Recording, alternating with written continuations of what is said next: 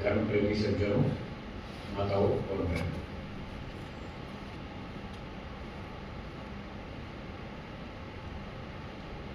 पिछले पाठ के रूप में थोड़ा सा 16 पदार्थों के नाम दोहराएंगे। मेरे साथ साथ बोलिए। प्रमाण, प्रमेय, संशय, प्रयोजन, दृष्टांत, सिद्धांत, अवयव, तर्क, निर्णय, वाद, जल्प, वितंडा, हेत्वाभास, छल, जाति, निग्रह स्थान। ये तो हो गए 16 पदार्थ। 4 प्रमाण हैं। बोलिए। प्रत्यक्ष, अनुमान, उपमान, शब्द, ये 4 प्रमाण हो। 12 प्रमेय हैं। उनके नाम बोलिए।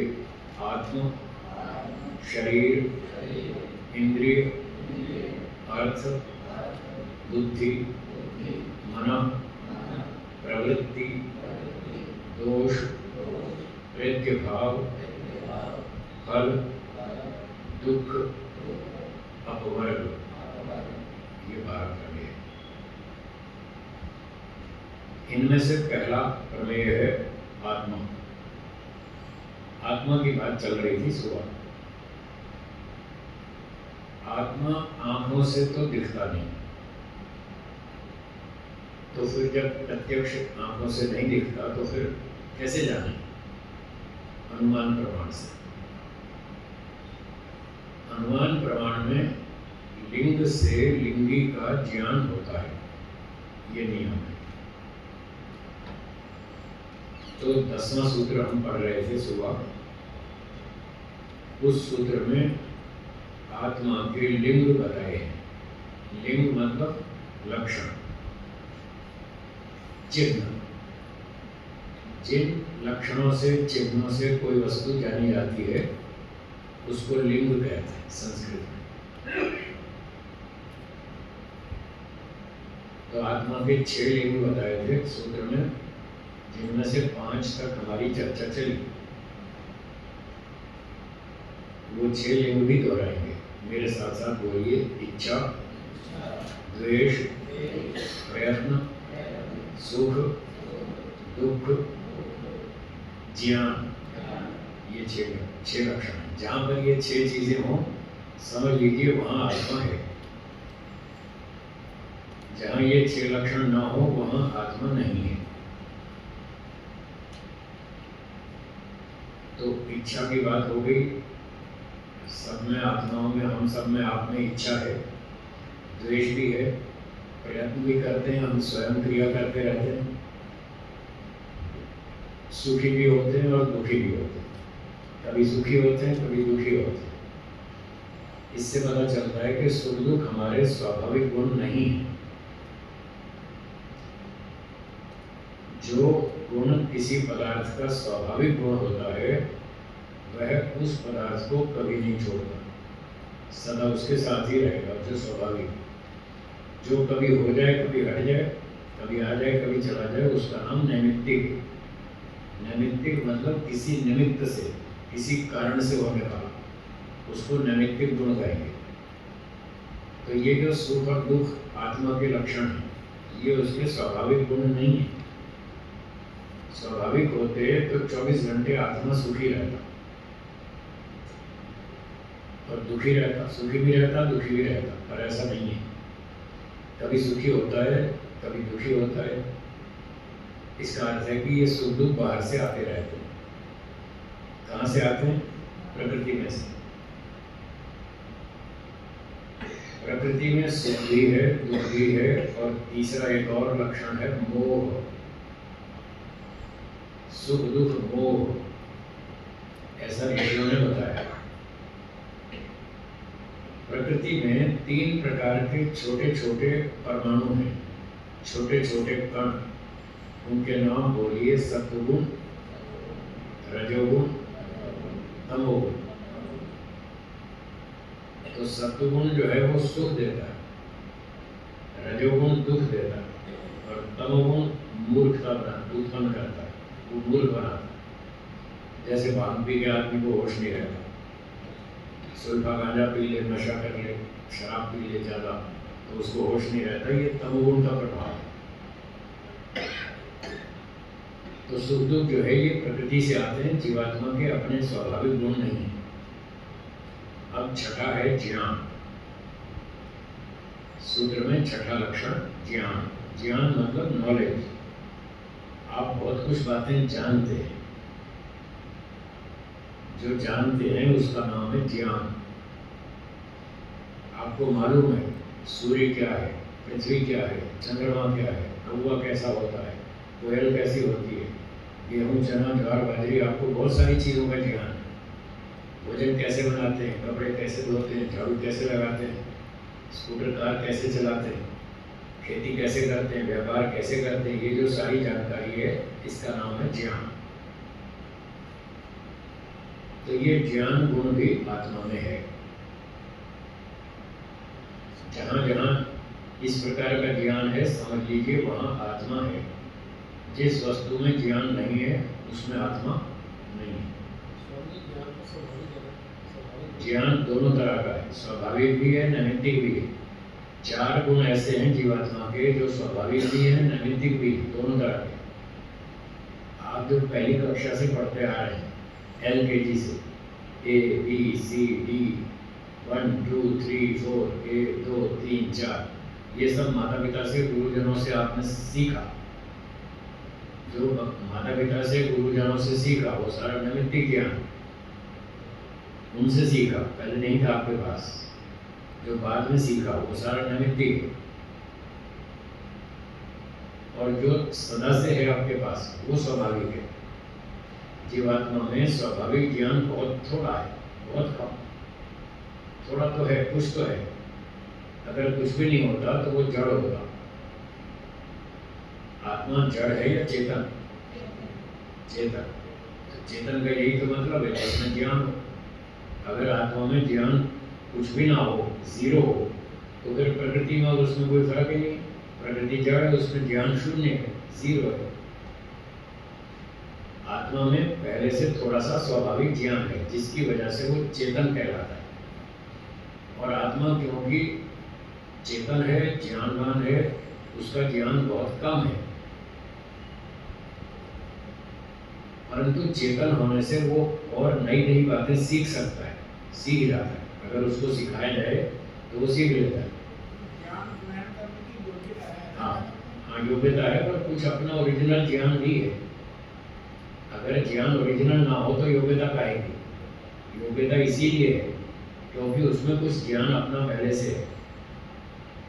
यदि जीवात्मा में ज्ञान, स्वाभाविक ज्ञान शून्य मान लें तो प्रकृति और जीवात्मा में क्या अंतर है?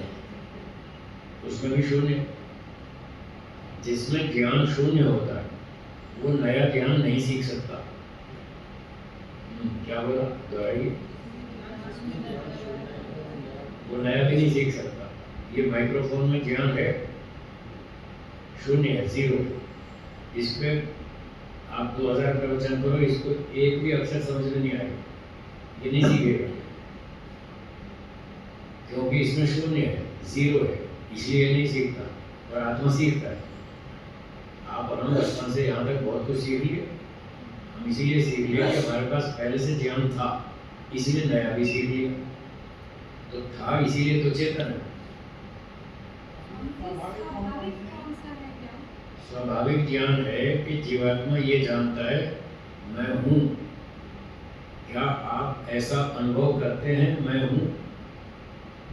हाँ या ना? तो ये जीवात्मा का स्वाभाविक ज्ञान, वो अपने बारे में महसूस करता है मैं हूँ। कुछ चीज़ों की फीलिंग करता है, अनुभूति करता है। तो मैं हूँ इस बात की वो अनुभूति करता है। और उसका स्वाभाविक ज्ञान क्या है? वो सुख को जानता है।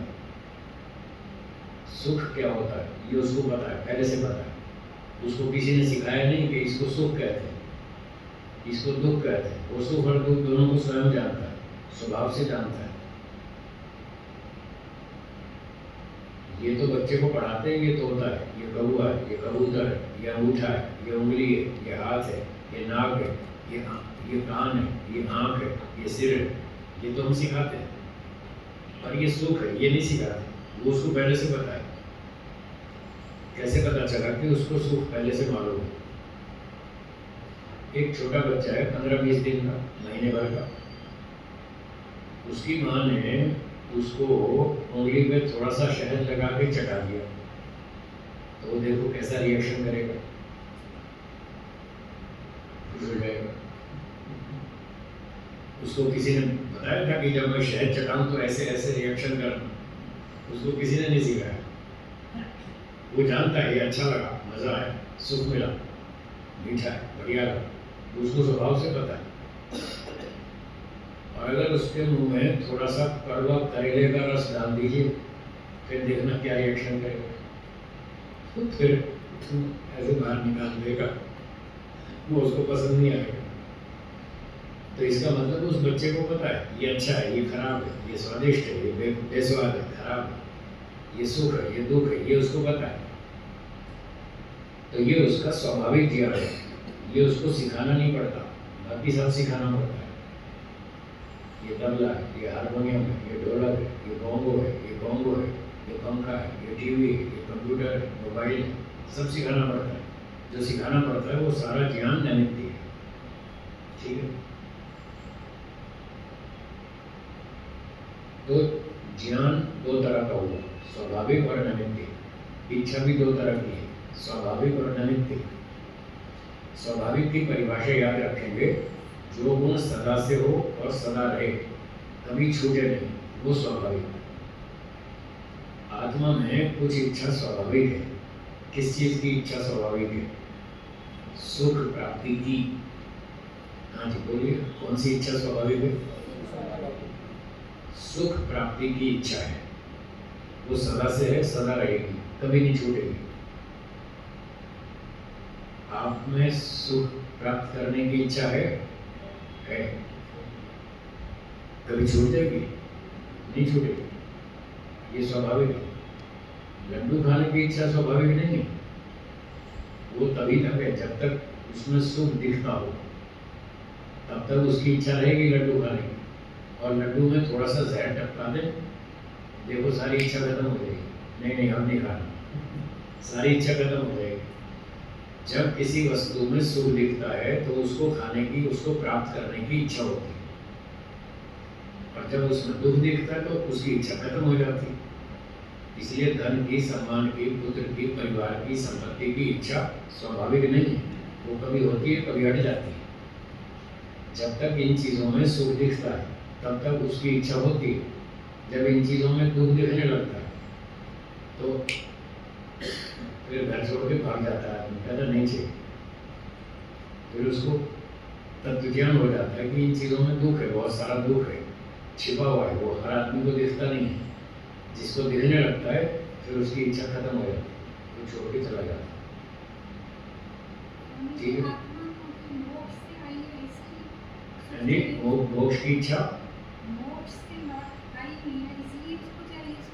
हाँ वो पहले अनुभव कर चुका है, 100% सुख का अनुभव कर चुका है मोक्ष में, इसलिए आज भी वो उसी सुख को ढूंढ रहा है। 100% सुख मिलना चाहिए, बस एक गलती हो रही है।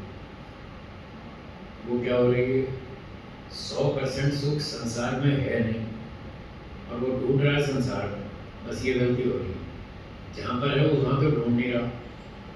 100% सुख है ईश्वर के पास, ईश्वर के पास ढूंढ नहीं रहा, और संसार में है नहीं, संसार में ढूंढ रहा है, बस ये गलती हो रही है। जब ये गलती समझ में आ जाएगी कि संसार में 100% सुख नहीं है, जब समझ में आएगी तो वो छोड़ देगा, संसार में सुख ढूंढना छोड़ देगा, और ईश्वर में 100% सुख है। जब ये बात समझ में आएगी तब ईश्वर के पास जाएगा, फिर उसकी खोज करेगा, तब उसको मिल जाएगा। ठीक है, तो सुख की इच्छा स्वाभाविक है, धन सम्मान की इच्छा स्वाभाविक नहीं है, वो नैमित्तिक है। तो इच्छा दो तरह की होगी, ज्ञान भी दो तरह का हो गया। अब द्वेष, वो दो तरह का मैं बता चुका हूँ, एक दुखदायक, एक बिना दुखदायक। कुत्ते ने काटा तो उससे द्वेष हुआ, ये दुखदायक है।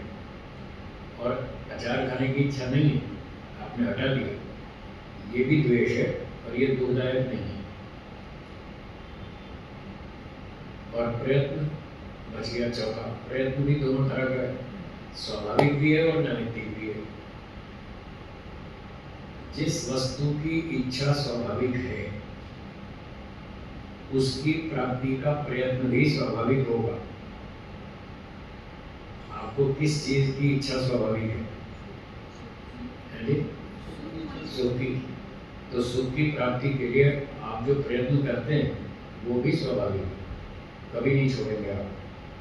सुख प्राप्ति का प्रयत्न कभी नहीं छोड़ेंगे। जिस वस्तु से द्वेष स्वाभाविक है उसकी निवृत्ति का प्रयत्न भी स्वाभाविक होगा, वो भी आप सदा करेंगे, कभी नहीं छोड़ेंगे। दुख से द्वेष स्वाभाविक है, सदा से है और सदा रहेगा। दुख से द्वेष कभी नहीं छूटेगा।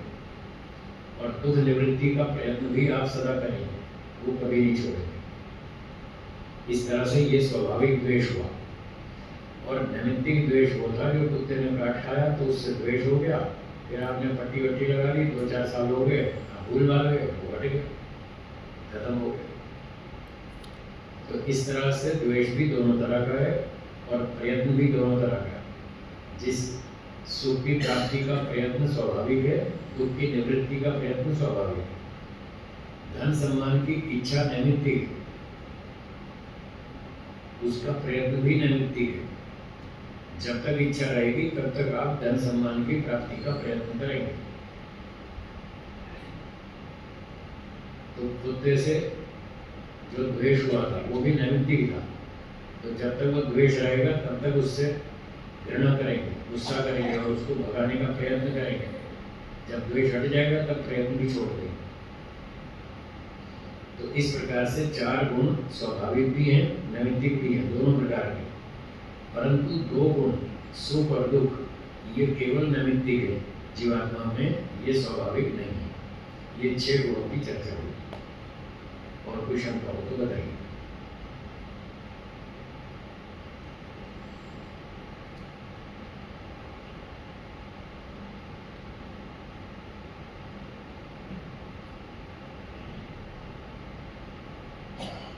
कहते हैं मानवीय की इच्छा जो है वो मन में होती है, आत्मा की उपस्थिति में होती है। इच्छा गुण किसका है, मन का या आत्मा का? आत्मा का ही है। बस तो मन में प्रकट होती है, ये ठीक है तो आत्मा की। इच्छा गुण चेतन में होता है, जड़ में नहीं होता।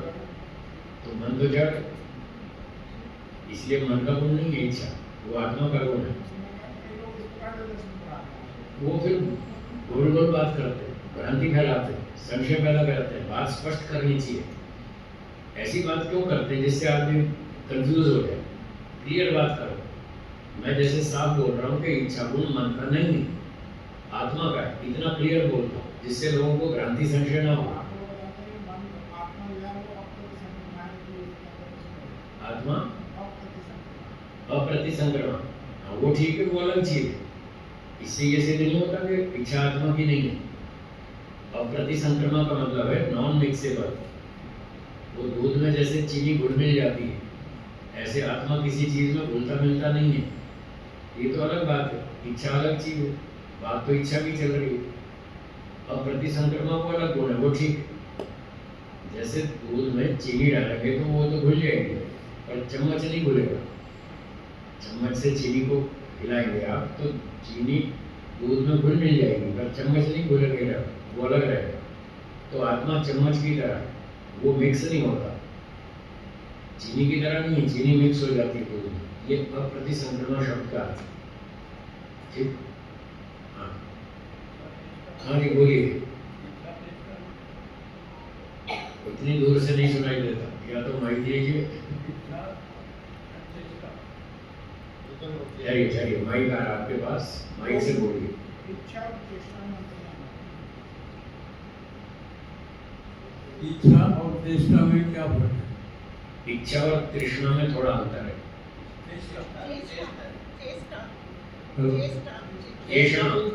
चेष्टा चेष्टा, इच्छा और चेष्टा,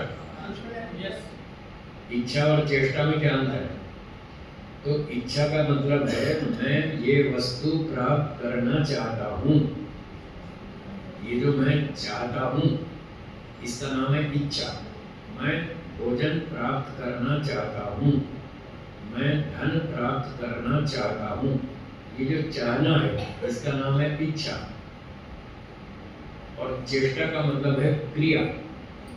अब मैं रसोई में जाऊंगा, थाली उठाऊंगा, कटोरी उठाऊंगा, फिर उसमें भोजन डालूंगा, ये जो क्रिया करूंगा इसका नाम है चेष्टा। प्रयत्न और चेष्टा एक ही बात है, प्रयत्न और चेष्टा एक ही बात है, पर इच्छा में और चेष्टा में अंतर है। इच्छा का मतलब है मन में मैं चाहता हूँ ये चीज मुझे मिल जाए, फिर उसके लिए जो मैं क्रिया करता हूँ उसका नाम चेष्टा है। ठीक है, चलो। स्वामी जी, आत्मा की संविधि से मन जो है वो तरंगित तो हो जाता है। हाँ हाँ जी। तो तरंगित होने से फिर मतलब वो आगे क्रिया करता है, वो चेतन टाइप हो जाता है। चेतन टाइप हो जाता है, चेतन नहीं बनता। हाँ, जैसे ड्राइवर कार को चलाता है और कार चल पड़ती है तो कार गतिशील हो जाती है, चेतन नहीं बनती। आत्मा मन को प्रेरित करता है, मन गतिशील हो जाता है, चेतन नहीं बनता। चेतन वस्तु कभी जड़ नहीं बनती और जड़ वस्तु कभी चेतन नहीं बनती। जड़ वस्तु सदा जड़ रहेगी, चेतन वस्तु सदा चेतन ही रहेगी। स्वामी जी, भूख किसको लगी, शरीर को या आत्मा को भूख लगना, लगना मतलब फीलिंग, तो फीलिंग तो चेतन को होगी। हाँ, शरीर में शक्ति कम हो जाएगी, शरीर में काम करेंगे, मेहनत करेंगे, शक्ति खर्च हो जाएगी, तो शक्ति खर्च हो जाएगी तो आत्मा को फीलिंग होगी कि भाई शक्ति चाहिए। जब ये फीलिंग होती है शक्ति चाहिए, इसका नाम है भूख। फिर वो याद करता है कि जब शक्ति चाहिए तो क्या करना चाहिए, भोजन खाना चाहिए। पिछली बार मुझे शक्ति कम हो गई थी तो मैंने क्या किया था, मैंने भोजन खाया था, तो अब भी शक्ति कम हो रही है तो भोजन खाएंगे तो शक्ति वापस बढ़ जाएगी, इसलिए वो फिर भोजन खाएगा। फीलिंग आत्मा का गुण है, वो ज्ञान रूप का एक हिस्सा है। अनुभूति, फीलिंग, ज्ञान, ये सब समानार्थक शब्द। तो ये ज्ञान तो चेतन का लक्षण है, जड़ को कोई ज्ञान नहीं होता। आपके फोन में बहुत सारे नंबर है, 2000 3000 फोन बुक में वो 2-3 हज़ार नंबर है। फोन को पता है किस किस का नंबर है, उसको कुछ नहीं पता। वो तो एक बैंक है, बहुत सारे मैटर को सेव कर लेता है, सुरक्षित कर लेता है, बस उसको पता कुछ नहीं है। आप अपने मित्र से बात करते हैं 1 घंटे तक, आधे घंटे तक, फोन को तो कुछ भी नहीं पता आप क्या बात कर रहे हो, वो जड़ है। जी, अर्थ का जो अभी 12 प्रमेयों में आया, कौन सा अर्थ पूछ रहे, कौन से सूत्र में?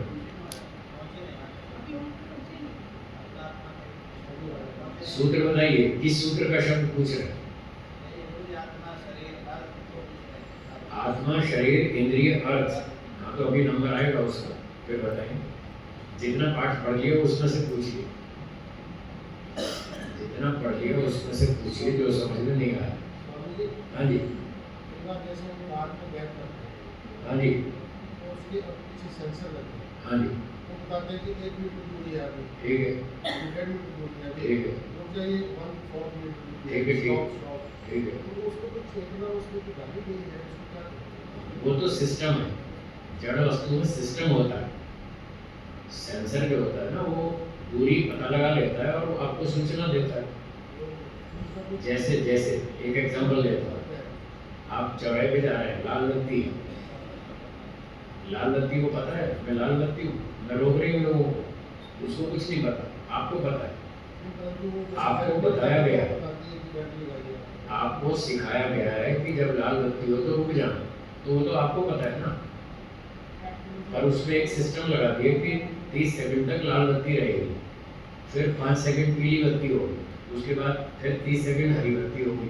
वो सिस्टम उसमें बांध दिया, मशीन में सेट कर दिया, वो उस हिसाब से चलती रहेगी, उसको कुछ नहीं पता। वो चेतना नहीं है, चेतना का मतलब है ज्ञान। ज्ञान अलग चीज है, सिस्टम अलग चीज है। उसके अंदर एक प्रोग्रामिंग कर दी है। वो जड़ वस्तु में प्रोग्रामिंग हो जाती है, ईश्वर ने भी तो कर रखी है। गेहूँ का बीज डालो तो गेहूँ की फसल आएगी, अनार का बीज डालो अनार की आएगी, आम का बीज डालो आम की फसल आएगी। देखो उसने सिस्टम कर रखा है। उगने के बाद तो चेतन बन जाएगा। कौन? पौधा जो होगा, पौधा चेतन नहीं होता है, आत्मा चेतन होती है। पौधे के अंदर आत्मा है। तो फिर दो चीज है ना, आप एक क्यों बोल रहे हैं? पौधा चेतन नहीं होता है, पौधा तो प्राणी है। प्राणी में दो चीजें, एक आत्मा और एक शरीर। शरीर जड़ है, आत्मा चेतन है। यूँ कहिए पौधे में जो आत्मा है वो चेतन है, ये ठीक है। पौधे में आत्मा चेतन है, मनुष्य में भी आत्मा है वो चेतन है, हर जगह पर आत्मा है वो चेतन है। वो जड़ कभी नहीं होती, शरीर जड़ रहता है। वो जिंदा जड़ शरीर था वो भी जड़ था, मरने के बाद भी जड़ है, शरीर तो जड़ ही रहेगा। हिलने चलने से वो चेतन नहीं हो जाता। कार खड़ी है तो भी जड़ है, चल रही है तो भी जड़ है।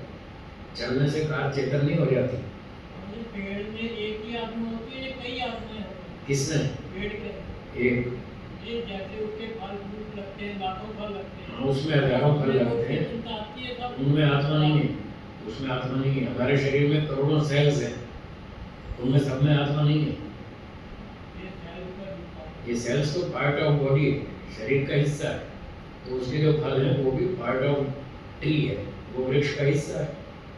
जब उसको फल को, आम को तोड़ लेंगे, फिर हम वो फल खा लेंगे, फिर उसकी गुठली बचेगी। जब उस गुठली को खेत में बोएंगे दोबारा बगीचे में, तब ईश्वर नई आत्मा भेजेगा और वो आत्मा जड़ में रहती है, वृक्ष की जड़। तो वृक्ष की जड़ तो एक ही वृक्ष है तो एक ही जड़ है, तो उसमें आत्मा रहती है। अब उसके जो 250 आम लगे हुए हैं उस वृक्ष पर, वो तो उसके शरीर का हिस्सा है। जैसे हमारे हाथ में कई सारे हिस्से उंगलियां हैं। जैसे पेरेंट जैसे बच्चे पैदा होते हैं, वो तो आत्मा तो अलग अलग होती है। हाँ, वो बच्चे की आत्मा अलग होती है क्योंकि उसका शरीर अलग है। यहाँ तो एक शरीर है, वहाँ दो शरीर है। माँ और बच्चे का दो शरीर है, इसलिए दो आत्मा है। वृक्ष का तो एक शरीर है। नहीं तो तब आएगी जब गुठली आप खेत में बोएंगे, तब नई आत्मा ईश्वर भेजेगा, उससे पहले नहीं।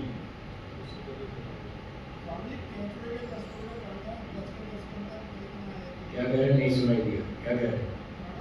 केंचुए के यदि 10 टुकड़े कर दिए जाएं, हाँ, तो सबके सब क्या? आपने देखा है? कौन पूछ रहा है? केंचुए के 10 टुकड़े करे कभी आपने खुद देखे?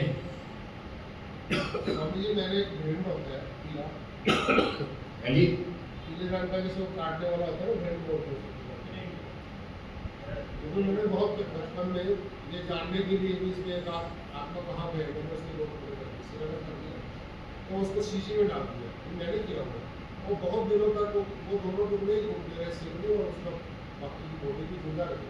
तो आपको क्या समझ में आया? वेटरनरी डॉक्टर से पूछा कि इसके किस हिस्से में आत्मा है। हाँ हाँ, वो वेटरनरी डॉक्टर जिसके साथ हम वो खिलाते थे वैसे सब क्या बोला डॉक्टर? साहब, ये बताइए इसके किस हिस्से में आत्मा है। वो के पास ये अब ये 4 दिनों से अब एक भी नहीं मरा। वो कहने लगे अभी एक आधे दिन में मर जाएगी, इसकी आत्मा उत्पन्न नहीं होगी। तो अब उनकी बात नहीं, क्या उत्तर दिया उन्होंने? तो कुछ नहीं है, तो ऐसे गिरा है तो उसको दोबारा करना चाहते हैं, मर गया है। हमारे को दोनों इससे बात में एक आधे दिन में, और वो 2-3 दिन 4 दिन तक तो वो जिंदा रहे थे।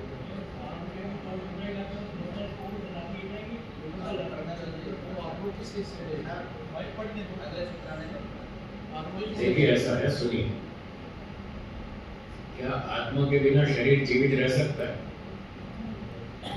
जब आप मूल सिद्धांत को पकड़ेंगे तो समाधान निकल आएगा। मूल सिद्धांत ये है, आत्मा के बिना शरीर जीवित नहीं रह सकता। क्या ये सिद्धांत आपको स्वीकार है ना? तो वो जो केंचुआ था या जो भी था प्राणी, वो एक प्राणी था, तो एक प्राणी में एक आत्मा होती है, ये नियम है। वैदिक शास्त्रों का ये नियम है, एक शरीर में एक आत्मा होती है, वो उसके कर्मों का फल है, उस शरीर से अपने कर्म फल सुख दुख भोगता है। अब अगर उसका कोई टुकड़ा काट के अलग कर दिया और थोड़ी देर तक वो भी फड़फड़ाता रहता है, तो इसका मतलब एक आत्मा की दो आत्माएं नहीं होगी। आत्मा तो अमर है, अखंड है, उसके टुकड़े नहीं होते। जैसे उदाहरण दे रहा हूँ, छिपकली होती है, छिपकली की पूंछ टूट के अलग हो जाए तो 2-4 मिनट तक 5 मिनट तक वो भी फड़फड़ाती है, हिलती रहती है, उसमें आत्मा नहीं होती। वो क्यों हिलती है? उसमें जो खून होता है छिपकली की पूंछ में, वो खून गर्मी के कारण थोड़ा थोड़ा वो फड़फड़ाती है पूंछ। थोड़ी देर में वो खून ठंडा हो जाता है, वो फड़फड़ाना बंद कर देती है। तो खून की गर्मी की वजह से वो कटा हुआ टुकड़ा हिलता रहता है, उसमें आत्मा नहीं होती। और जो जीवित है उसमें आत्मा रहेगी। छिपकली जीवित है, पूंछ कट गई, छिपकली जीवित रहती है, उसमें आत्मा होती है, पूंछ उसकी कट के अलग हो जाती है, उसमें कोई आत्मा नहीं, थोड़ी देर में वो फड़फड़ाना बंद कर देती है। चलिए अब अपने पाठ पर आएंगे। तो आत्मा की चर्चा हो गई और आत्मा के 6 लक्षण भी बता दिए।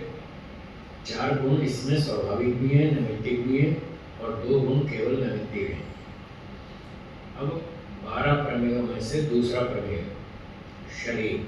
अगला सूत्र देखिए 11वां, बोलिए। चेष्टा, इंद्रिय, अर्थ, आश्रय, शरीरम। तो शरीर की परिभाषा बता रहे हैं। शरीर वो है जो 3 चीजों का आश्रय है। पहला है चेष्टा,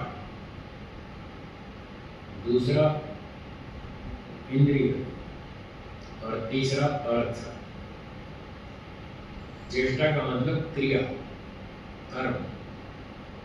जो चेष्टा का आश्रय है वो शरीर है, अर्थात जिस स्थान पर रहकर आत्मा चेष्टा करता है, कर्म करता है, उसका नाम शरीर है।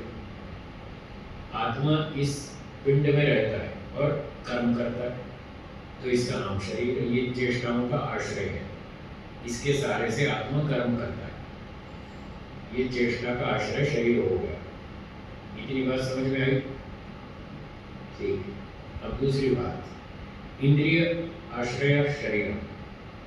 ये आँख, नाक, कान आदि इंद्रियां जिसमें रहती हैं वो शरीर है। तो इसमें आँख, नाक, कान सारी इंद्रियां रहती हैं, तो ये शरीर हो गया। और तीसरी बात, अर्थ आश्रय शरीर। ये जो अर्थ है, अर्थ शब्द के अनेक अर्थ हैं। ठीक है, अर्थ शब्द के अनेक अर्थ हैं।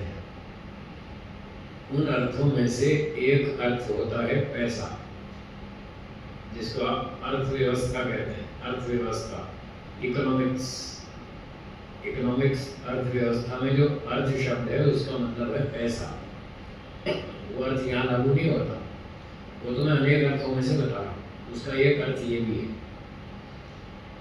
अर्थ शब्द का दूसरा अर्थ होता है मीनिंग। मीनिंग, भाई इस शब्द का क्या अर्थ है, क्या मीनिंग, तो वो भी अर्थ होता है। अर्थ शब्द का तीसरा मतलब होता है प्रयोजन। तीसरा मतलब क्या? प्रयोजन। आपका यहाँ आने का क्या प्रयोजन? तो जो प्रयोजन है वो अर्थ शब्द का अर्थ है। और कभी कभी आप कहते हैं ये तो व्यर्थ है, मतलब कोई निष्प्रयोजन, इसका कोई काम, कोई प्रयोजन नहीं, ये तो व्यर्थ है। और जहाँ अर्थ हो या प्रयोजन हो वो सार्थक है, उसको कहते हैं ये सार्थक है, इसका प्रयोजन सिद्ध हो गया। इस प्रकार से अर्थ शब्द का अर्थ एक प्रयोजन भी है। और अर्थ का मतलब सुख दुख भी है। हाँ जी, आखिरी मीनिंग क्या बताया? सुख दुख। तो इस सूत्र में जो अर्थ शब्द लिखा है इसका अर्थ है सुख दुख। यहाँ पर अर्थ का मतलब है सुख दुख। तो अर्थ आश्रय शरीर, ये शरीर जो है सुख दुख भोगने का आश्रय है, ठिकाना है। आत्मा इसमें बैठकर सुख दुख भोगता है, इसमें बैठकर कर्म करता है, इसमें बैठकर सुख दुख भोगता है, और इंद्रियां भी इसी में रहती हैं। तो ये 3 चीजों का आश्रय है। जो 3 चीजों का आश्रय है उसका नाम शरीर है। ये सूत्र का अर्थ हुआ। बोलिए, समझ में आ गया? क्लियर? आगे चलो। चलिए आपने बताया प्रयोजन, जो प्रयोजन वाला है उसको अति कहेंगे। अर्थी, यस, जिसका प्रयोजन है वो अर्थी। हाँ, अर्थी वाले वर्ड शव यात्रा न समझ लेना, वो भी है उसका अर्थ। वो अर्थ ही है। नहीं, वो भी अर्थी है, वो और थी जिसमें का नहीं हैं? है। वहाँ तो विद्यार्थी विद्या है, प्रयोजन जिसका वो विद्यार्थी। विद्यार्थी जो विद्या का प्रयोजन रखता है वो विद्यार्थी, विद्या प्रयोजन वाला वो विद्यार्थी। एक टीचर ने बच्चों से पूछा विद्यार्थी किसे कहते हैं? एक बच्चे ने उत्तर दिया जो विद्या की अर्थी उठा दे उसको विद्यार्थी कहते हैं। ये तो मजाक था, ये तो जोक की बात थी हंसने की। जो विद्या की अर्थी को उठा दे वो विद्यार्थी। तो अर्थ का मतलब प्रयोजन, यहाँ इस सूत्र में अर्थ का मतलब सुख दुख। ठीक है, आगे चले। आत्मा, शरीर, इंद्रिय। अब तीसरा प्रमेय इंद्रिय। अगला सूत्र देखिए, बोलिए। घ्राण, रसन, चक्षुष, त्वक, श्रोत्राणि, इंद्रियाणि, भूतेभ्यः। इस सूत्र में इंद्रियों के बारे में बताया। 5 इंद्रियां हैं। घ्राण, नासिका, जिससे हम सूंघते हैं, ये घ्राण इंद्रिय। रसन, रसना, जिससे हम चखते हैं, खट्टा, मीठा, कड़वा, तीखा चखते हैं, वो है रसना। चक्षु, तीसरी आंख, इसको चक्षु इंद्रिय कहते हैं, जिससे आत्मा देखता है। घ्राण इंद्रिय से सूंघता है आत्मा। जिघ्रति अनेन इति घ्राणम, जिससे वो सूंघता है, वो घ्राण इंद्रिय। जिससे रसयति अनेन, जिससे रस लेता है, खट्टा, मीठा, कड़वा, तीखा, ज्ञान प्राप्त करता है रस का, उसका नाम है रसना इंद्रिय। तीसरी है चक्षु, जिससे वो देखता है, रूप रंग आदि को देखता है। घ्राण, रसन, चक्षु, त्वक, त्वक माने त्वचा, स्किन, जिससे वो छूता है। गर्म, ठंडा, कोमल, कठोर, 4 तरह का स्पर्श इसका अनुभव करता है त्वचा इंद्रिय से, वो है त्वचा, चौथी इंद्रिय। 5वीं है श्रोत्र, कान, जिससे शब्दों को सुनता है, ये 5वीं इंद्रिय। इस प्रकार से ये 5 इंद्रियां कहलाती हैं। श्रोत्राणि, इंद्रियाणि, ये 5 इंद्रियां हैं। आगे लिखा है भूतेभ्यः, 5 भूतों से सहायता लेती है। जब इंद्रियां काम करती हैं तो इनको भूतों की सहायता चाहिए। 5 भूत, महाभूत, पृथ्वी, जल, अग्नि, वायु, आकाश, ये 5 भूत हैं। इन भूतों की सहायता लेती है, तब इंद्रियां काम करती हैं। जैसे उदाहरण के लिए आंख है, चक्षु इंद्रिय। जब आत्मा चक्षु इंद्रिय से देखता है तो अंधेरे में नहीं दिखेगा। अग्नि तत्व की सहायता चाहिए, अग्निभूत की लाइट चाहिए, प्रकाश चाहिए। सूर्य का प्रकाश हो, चंद्रमा का प्रकाश हो, टॉर्च लाइट का हो, ट्यूब लाइट का हो, कोई भी प्रकाश होना चाहिए, तब इंद्रिय काम करेगी। इसकी सहायता लेनी पड़ती है। रसना इंद्रिय, इसको जल भूत की सहायता चाहिए। अगर जबान सुखा दें तो स्वाद पता नहीं चलेगा, खट्टा मीठा कुछ पता नहीं चलेगा। इसलिए जीभ हमेशा गीली रहती है, उसमें जल की मात्रा बनी रहती है, तभी जल के सहयोग से वो खट्टे मीठे स्वाद का पता लगाती है। तो ये 5 इंद्रियां हैं, 5 भूतों से सहायता लेती है। एक विद्यार्थी ने पूछा गौतम मुनि जी से, गुरुजी आपने इंद्रियां बता दी, ये ठीक है, और ये भी बताया कि भूतों से सहायता लेती है, बस चलते चलते प्रसंगवश ये भी बता दीजिए भूत कौन से। अब अगले सूत्र में भूत बताए। वो भटकने वाले भूत नहीं होते, आप कहीं आप उधर चले जाए, जो टीवी सीरियल में दिखाते हैं ना, वो भटकने वाले भूत घुस जाते हैं किसी में, ऐसा कोई भूत नहीं होता। भूत तो ये मटेरियल का नाम, भूत का मतलब मटेरियल। ये पंच महाभूत, ये भूत ही नहीं महाभूत है, जिनके नाम अभी अगले सूत्र में आ रहा है। बोलिए क्या लिखा है?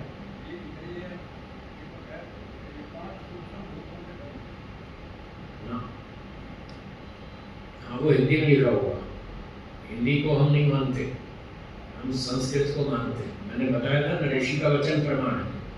हाँ, वो लिखने वाला तो अनाड़ी कुछ भी लिख डालेगा, वो प्रमाण नहीं है। मुझसे पूछना हो तो संस्कृत का ऋषि वचन, वो बस उतना ही पूछा करें, बाकी वो ठेका नहीं लिया, वो कोई भी कुछ भी लिख देगा, उनकी कोई गारंटी नहीं। भूत आनी, 5 भूत कौन से हैं, अगला सूत्र देखिए, बोलिए। ये 4 तरह के स्पर्श कौन से हुए? ठंडा, गर्म, ठंडा, गरम, कोमल, कठोर।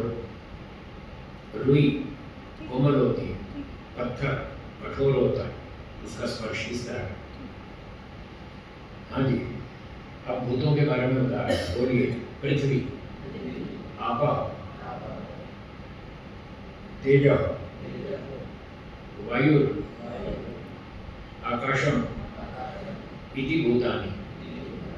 ये 5 भूत है, सरल में प्रसिद्ध है, सब जानते हैं। पृथ्वी, आपा मतलब जल, तेज मतलब अग्नि, वायु सरल है, आप जानते हैं, और आकाश भी जानते हैं। ये 5 भूत हैं। इन 5 भूतों की सहायता से इंद्रियां काम करती हैं। एक एक भूत की सहायता से एक एक इंद्रिय काम करती है, और उनका अपना तालमेल है। जैसे बताया, अग्नि का चक्षु इंद्रिय के साथ तालमेल है, लाइट में आंख देखेगी, अंधेरे में नहीं देखेगी। पानी, जल, वो रसना इंद्रिय की सहायता करेगा। पृथ्वी घ्राण इंद्रिय की सहायता करेगी, वायु त्वक इंद्रिय की सहायता करेगी, और आकाश श्रोत्र इंद्रिय की। ऐसे एक एक भूत की सहायता लेकर सभी इंद्रियां काम करती हैं। ये हो गया भूतों की चर्चा। अब हाँ बोलिए, प्रश्न है तो। स्वामी जी, ये जो पूरी सहायता से इंद्रिय काम करती है, है जी, फिर से या तो माइक ले लीजिए, माइक। उनको भी सहायता से इंद्रिय काम करती है। हाँ जी, तो इसका ये भी अर्थ ले सकते हैं कि जैसे ये जो शरीर में जो इंद्रियां हैं, जो शरीर के साथ नष्ट हो जाती है, तो ये इनकी सहायता से इंद्रियां काम करती हैं, और ये उसे बनी है जिनकी सहायता से। हाँ जो गोलक, हाँ गोलक, ये जो गोलक है इंद्रियों के, हाँ, ये भूतों की सहायता से काम करते हैं। जब शरीर नष्ट हो जाएगा, मृत्यु होगी, तो ये गोलक भी नष्ट हो जाएंगे। ठीक, पर जो सूक्ष्म इंद्रिय है, सांख्य में पड़ी थी आपने, वो तो नष्ट होती नहीं। वो नहीं होती, वो आत्मा के साथ चली जाएंगी। शरीर और इसके गोलक यही खत्म हो जाएगा। तो मतलब जौन सी इंद्रिय जैसे चक्षु है, तो इसमें अग्नि भूत से आंखें बनी, हाँ जी, गोलक है, हाँ हाँ, तो आपको उसको अंदर वाली इंद्रिय को दिखा देते हैं। हाँ, वो जो मूल इंद्रिय चक्षु और ये गोलक, गोलक, ये दोनों मिलके काम करते हैं। ठीक, और ये दोनों मिलकर तब काम करेंगे जब अग्नि भूत की सहायता मिलेगी, अच्छा अच्छा, इसके बिना नहीं। ठीक। ठीक, लेकिन ये गोलक भी मुख्य रूप से जो ये अग्नि तत्वों से बने, हाँ, अग्नि का इसमें सहयोग है, सहयोग है, अधिकता। हाँ दिखता, इसीलिए उसका तालमेल है, ठीक, तभी अग्नि की सहायता से वो काम करता है। जिसमें जी, स्वामी जी, हाँ जी बोलिए। जैसे चक्षु बिना अग्नि के नहीं काम करेगा, ठीक है रसना बिना जल के नहीं करेगा, जी, क्या स्पर्श जो है जो बिना वायु से नहीं होती, ये वायु की सहायता से काम करेगी स्पर्श इंद्रिय। ये वायु ना होती है, हाँ तो नहीं करेगी तो नहीं करेगा। ना, हवा निकाल देना, वैक्यूम बना दे, वैक्यूम वाले में फिर ये काम ये सिकुड़ जाएगी और मर जाएगा आदमी, जिंदा ही नहीं रहेगा। तो ये त्वचा क्या काम करेगी? ये त्वचा काम नहीं करेगी अगर वायु का सहयोग नहीं मिला तो। तो इसके अंदर वायु है, बाहर की वायु, चाहे बाहर की हो चाहे अंदर की हो, वायु का सहयोग चाहिए। अंदर भी है वायु और बाहर से भी वायु चाहिए, दोनों का सहयोग चाहिए। पृथ्वी के बिना अग्नि आएगी, पृथ्वी का सहयोग के बिना गंध का पता नहीं चलेगा। अंतरिक्ष में गंध नहीं आती हैं? अंतरिक्ष में जाते हैं, हाँ, वहाँ नहीं आएगी, स्मेल नहीं आएगी। वहाँ पार्थिव द्रव्य होगा तो आएगी। वो जो परफ्यूम लगाएंगे ना आप, उसमें पृथ्वी तत्व है तो सही, वो परफ्यूम जो है उसमें पृथ्वी तत्व है। वो परफ्यूम की खुशबू तब आएगी जब पृथ्वी तत्व हो, और परफ्यूम पार्थिव द्रव्य है, इसलिए वहाँ खुशबू आ जाएगी। लेकिन अगर यहाँ से लेकर यहाँ तक उसके कण नहीं पहुँचे तो फिर नहीं आएगी। फिर कण वहीं पे वहीं चिपके रहेंगे कपड़े पर, और नासिका तक वो पहुँचे नहीं, ट्रैवल नहीं किया तो गंध नहीं आएगी। क्योंकि कहा था इंद्रिय अर्थ सन्निकर्षोत्पन्नम ज्ञानम, इंद्रिय और अर्थ का सन्निकर्ष होना चाहिए तो ज्ञान होगा, नहीं तो नहीं। जैसे प्लेट में मिठाई रखी है, अर्थ तो है प्लेट में, और इंद्रिय है मुंह में, जब तक सन्निकर्ष नहीं होगा तब तक स्वाद का पता नहीं चलेगा। कुछ बात पकड़ में आई? प्लेट में रखी मिठाई का स्वाद मुंह में कैसे आएगा? जब तक उठा के मुंह में नहीं डालेंगे मिठाई तब तक स्वाद नहीं आएगा। हैं? थोड़ा जोर से बोलिए। पृथ्वी में जल, परफ्यूम में पृथ्वी तत्व नहीं है। यही तो पकड़ में नहीं आ रहा आपको। और कौन सा तत्व है? वो जल में तो गंध होती नहीं, शास्त्र में कहीं लिखा ही नहीं। गंध तो गुण ही पृथ्वी का है, इसलिए ये गंध गुण तो है ही पृथ्वी का और किसी में भी नहीं है। आपको ये भ्रांति है, आप देख रहे हैं वो तो लिक्विड है, तो लिक्विड होने से आपको लगता है ये तो पानी है। पानी नहीं है, उसके अंदर पृथ्वी तत्व मिक्स है। पृथ्वी के बिना गंध गुण किसी में है ही नहीं। क्यों डॉक्टर साहब ठीक कह रहा हूँ? देखो ये बैठे, तो यही लिखा, वो प्रैक्टिकल आपको अभी समझने में टाइम लगेगा। आपको अभी और गहरा अध्ययन करना पड़ेगा, तब धीरे धीरे समझ में आएगा। जब शास्त्र पढ़ेंगे, उसके सिद्धांत समझेंगे, बार-बार 10, 20 बार, 50 बार पढ़ेंगे, तब बैठेगा दिमाग में। शास्त्र में लिखा है गंध गुण केवल पृथ्वी में और किसी में है ही नहीं। पानी में जो गंध आ रही है वो पार्थिव तत्व के संयोग से आ रही है, उसके बिना नहीं आएगी। जल में गंध गुण है ही नहीं। हाँ जी, आगे चले।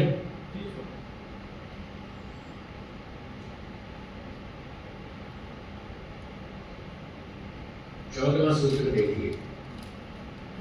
अब अगला पदार्थ है अर्थ। 12 प्रमेयों में आत्मा, शरीर, इंद्रिय, अर्थ। इंद्रियों की बात पूरी हो गई, अब अर्थों की बात करेंगे। अब यहाँ अर्थ का मतलब है इंद्रियों के विषय, रूप, रस, गंध। अब इसका नाम अर्थ है। चलिए सूत्र पढ़िए, मेरे साथ बोलिए। गंध, रस, रूप, स्पर्श, शब्द, पृथिव्यादि गुणा तदर्था। तो ये 12 प्रमेयों में जो अर्थ हैं, ये हैं 5 विषय जिनको इंद्रियां पकड़ती हैं।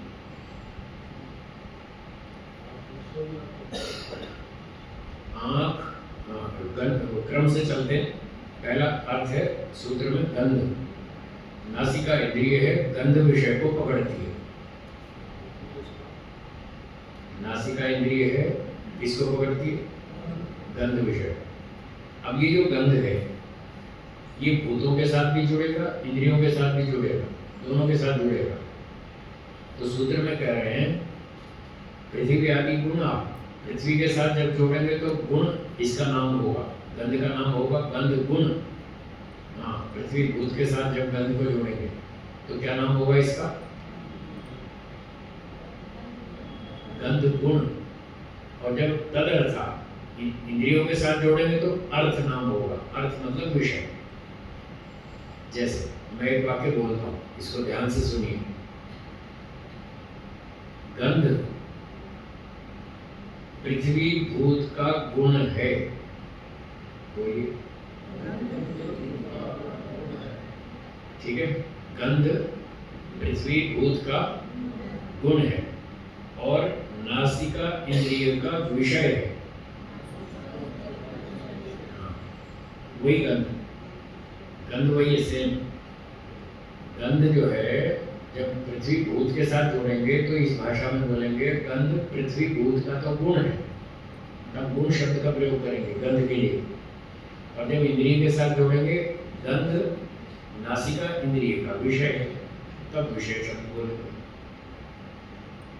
तो विषय का मतलब ऑब्जेक्ट, जिसको इंद्रिय पकड़ती है।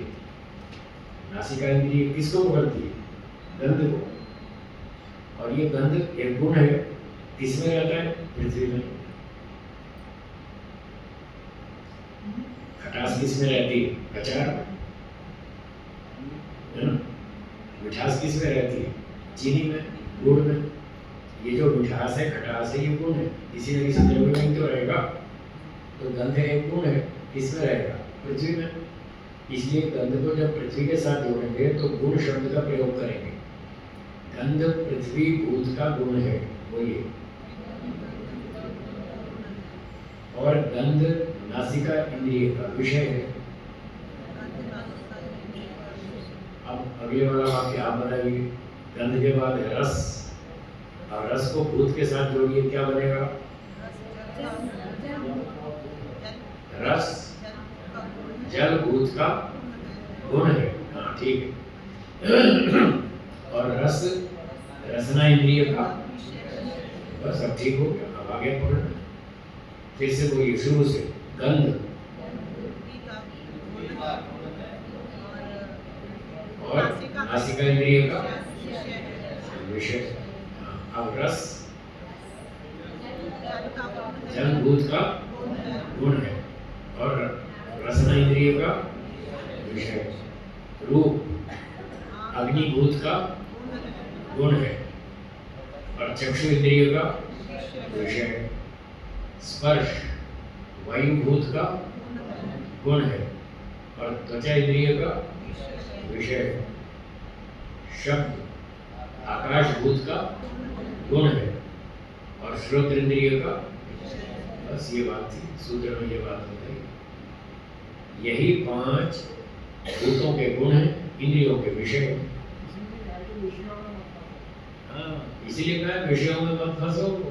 इसमें फंस गए तो फिर अगला जन्म चक्कर चालू रहेगा। इसलिए तो कह रहे हैं रूप रस गंध 5 विषयों को जानो, इनका तत्व ज्ञान प्राप्त करना है। ये जो 12 प्रमेय बता रहे हैं, इनका सबका तत्व ज्ञान प्राप्त करना है। अगर यूं तो प्रमेय तो हजारों लाखों है। प्रमेय का अर्थ है जानने योग्य पदार्थ। संसार में जानने योग्य पदार्थ तो करोड़ों हैं, पर हम सबको जान नहीं सकते। इतना सामर्थ्य नहीं है, इतना समय भी नहीं है, शक्ति नहीं है, बुद्धि नहीं है, सब चीजों को नहीं जान सकते। अगर ये शर्त हो जाए कि सारे पदार्थों को जानो तब मुक्ति मिलेगी, फिर तो असंभव है, मुक्ति होगी ही नहीं कभी भी। और ये गौतम मुनि जी कह रहे हैं भाई इतने इतने पदार्थों को जान लो फिर आपकी मुक्ति हो जाएगी। इसलिए उन्होंने लाखों करोड़ों प्रमेयों में से 12 प्रमेय छांट के रख दिए, जिनका जानना मोक्ष के लिए आवश्यक है। यदि 12 चीजें आपने नहीं समझी तो मोक्ष नहीं होगा। बाकी कुछ जानो या मत जानो उसकी परवाह नहीं है, ये 12 को जानना जरूरी है। उन 12 में एक प्रमेय ये है अर्थ। अर्थ मतलब 5 विषय, रूप रस गंध। आदमी इसी में तो उलझा हुआ है।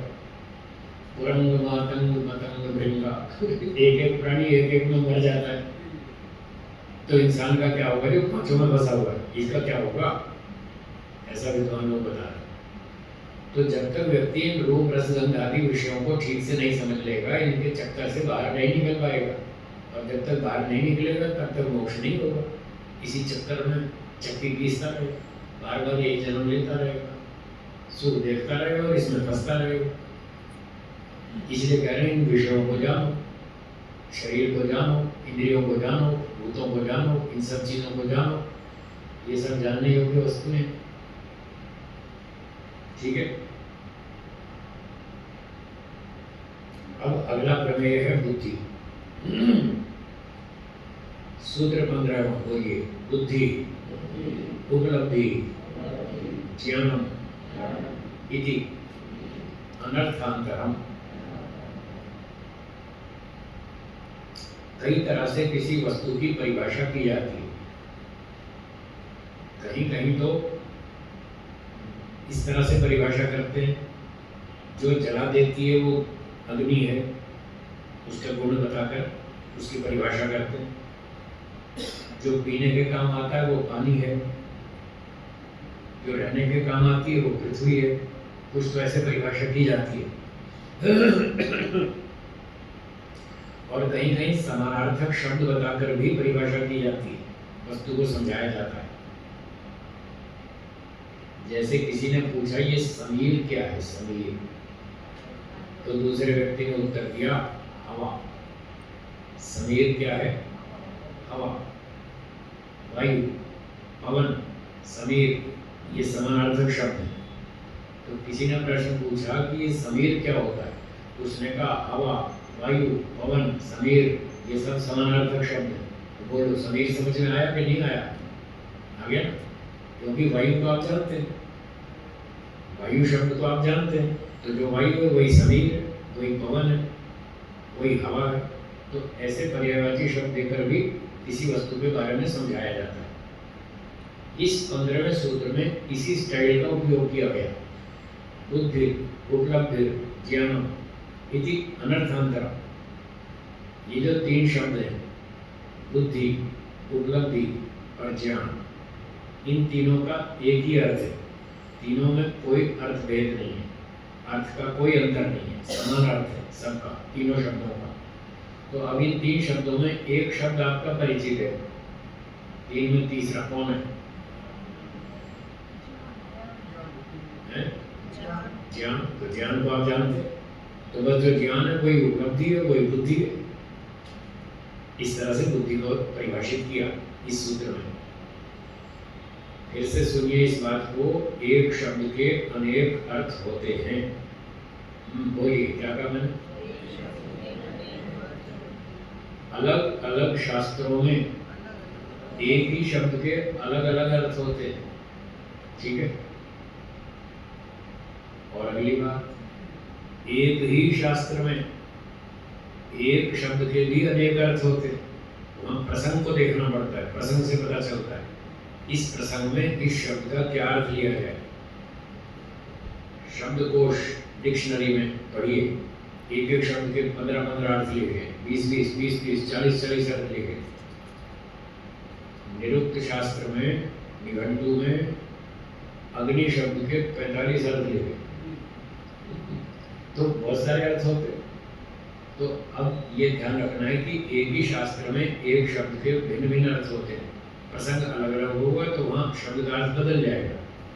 और भिन्न भिन्न शास्त्रों में भी एक शब्द के अनेक अर्थ होते हैं। जब हम सांख्य दर्शन पढ़ते हैं तो वहाँ बुद्धि का मतलब होता है महत्तत्व। बुद्धि का मतलब महत्तत्व, वो ऊर्जा जिससे हम डिसीजन लेते हैं, जिससे हम निर्णय करते हैं कि ये काम अच्छा है, ये काम बुरा है, ये काम करेंगे, ये काम नहीं करेंगे। इस तरह का जो निर्णय लेते हैं जिस ऊर्जा से, उसका नाम बुद्धि। ये बुद्धि सांख्य दर्शन में बुद्धि का अर्थ ये है, ठीक है। हाँ जी,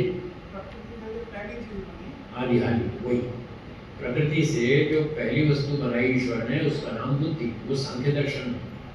अब यहाँ न्याय दर्शन में बुद्धि का अर्थ है ज्ञान।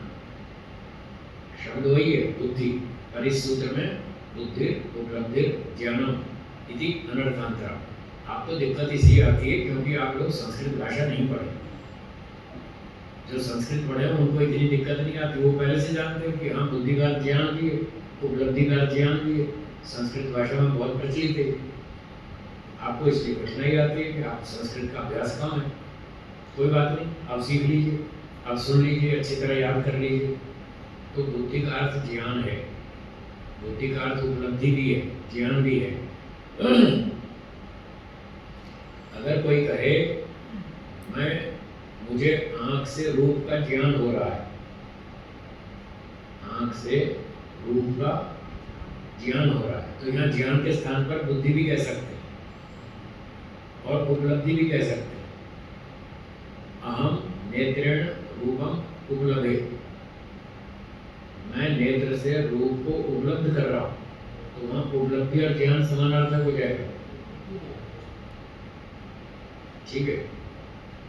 तो इस प्रकार से बुद्धि उपलब्धि और ज्ञान समानार्थक है, इनमें कोई अर्थभेद नहीं है। मतलब ज्ञान को, इसको भी समझना है। ज्ञान के बारे में लोगों को बहुत भ्रांतियां हैं।